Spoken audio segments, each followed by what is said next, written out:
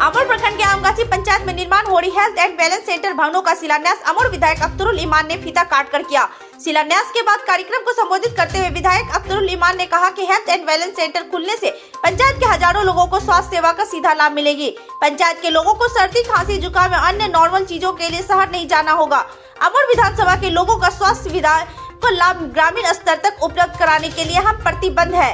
Centre का निर्माण जल्द पूरा हो जाएगा और 1 साल के अंदर इसका उद्घाटन भी कर दिया जाएगा। इस सेंटर में ग्रामीण इलाकों के खासकर गरीब, कमजोर व मध्यम वर्ग के लोगों को विश्वसनीय व गुणवत्तापूर्ण चिकित्सा सुविधाएं मिल सकेगी। उन्होंने कहा कि वैश्विक महामारी कोरोना वायरस से 2.5 साल से जनजीवन प्रभावित है। उन्होंने संवेदकों को कड़ी हिदायत करते हुए कहा कि ससमय गुणवत्तापूर्ण निर्माण कार्य पूरा करने के साथ साथ निर्माण कार्य में किसी भी प्रकार की अनियमितता किसी भी सूरत में बर्दाश्त नहीं की जाएगी।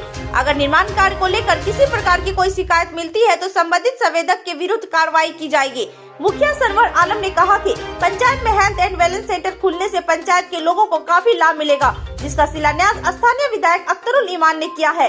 हम उनका शुक्रगुजार है। वही पंचायत के लोग अब इलाज के लिए बाहर नहीं जाना होगा, समय पर सही इलाज हो पाएगा। मौके पर मुखिया सरवर आलम, फरहान यजदानी, तारिक आलम, अब्दुल रकीब सहित अन्य लोग मौजूद थे। रोल अदा करने वाले जनाब अखलाक साहब और यहाँ पर भेरमारा से लेकर मीर हाट के करीब की तमाम तर बस्तियाँ, तालबारी, कोबड़ा के मुख्तलिफ मकामात से आए हुए मेरे सभी भाइयों, बुजुर्गों, नौजवानों और अजीज़ों, यहाँ के बहुत ही लोकप्रिय स्थानीय समिति के मेंबर साहब और मेरे हमसफर और आपके प्रमुख प्रतिनिधि जनाब मौलाना अफसार साहब, चूँकि अज़ां हो गई है, नमाज के लिए लोगों को जाना है। आज कोई लंबी तकरीर का मौका नहीं, मैं तो सिर्फ इसलिए आया कि एक रस्म अदा करनी है संग बुनियाद की, और उससे ज़्यादा मेरी आमद असल इस मौके से थी कि मैं शोएब साहब और शोएब साहब के साथ जिन लोग, चाहे अखलाक साहब हों या जिन लोगों का भी एक टुकड़ा ज़मीन पड़ा है, मैं दरअसल शुक्रिया अदा करने के लिए महफिल का मुनाकात किया कि जिन लोगों ने कुर्बानियाँ दी हैं उनका शुक्रिया अदा किया जाए। और मैं कोई ताना नहीं देना चाहता हूँ कल किसके ज़माने में बना नहीं बना। हम लोग समझते हैं कि हर चीज़ का एक वक्त तय है। अल्लाह तबारक ताला ने इस काम को करने का शायद ये वक्त तय किया था और उस मौके से मुझे आपकी खिदमत का मौका मिला।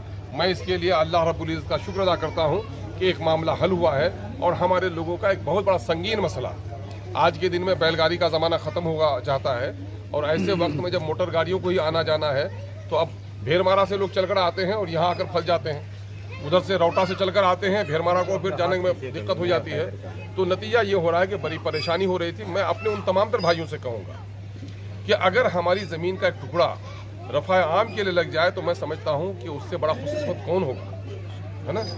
और इसका सवाब तो हज़रत मौलाना ने कहा ही कि अल्लाह के रसूल की हदीस है, ये इल्म नाफ़ है, सदक़े जारिया, औलाद सालेह। और मैं तो समझता हूँ कि शायद इसमें गुंजाइश होगी कि सिर्फ इसकी नहीं बल्कि इनके मोरिसों को भी, जिनको असल ज़मीन है, उनको भी अल्लाह तबारक तआला इसका अजर अज़ीम पहुँचाएगा।